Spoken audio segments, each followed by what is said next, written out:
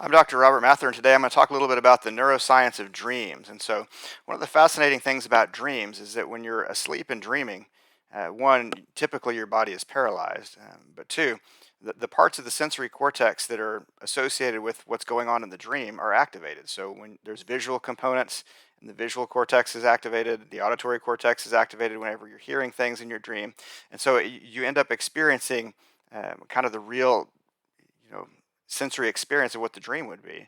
Um, Interestingly, the inferior temporal cortex, which helps you process kind of the sequence of events for time, is not active, which is why a lot of times you'll wake up and you'll say, "Oh, I did this and then this," but that doesn't make sense.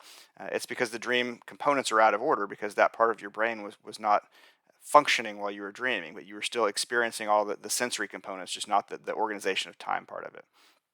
Another interesting part of kind of the neuroscience or just the functions of dreaming is the fact that studies have shown that thought suppression and the rebound effect occur with dreams. And so, with thought suppression, if you try to not think about something, you get a rebound effect where you end up thinking about it more.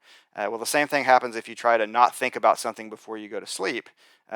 When they do dream studies, they find that people report who have been given suppression instructions report more items of the thing that they were told not to think about than in the control condition. And so people will actually, the failure of thought suppression occurs, and you get a rebound effect where you try to not think about the thing that you're thinking about. You dream about, end up dreaming about it anyway. So, don't think about work because you worked a long day and you end up dreaming about it a little bit more. Don't think about your ex-boyfriend or ex-girlfriend. You end up dreaming about them more.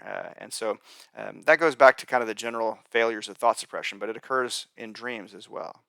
Thanks for watching my video. Check out my other videos, including some covering thought suppression with the operating process and the monitoring process and kind of the mechanics of why this would occur in the dreams.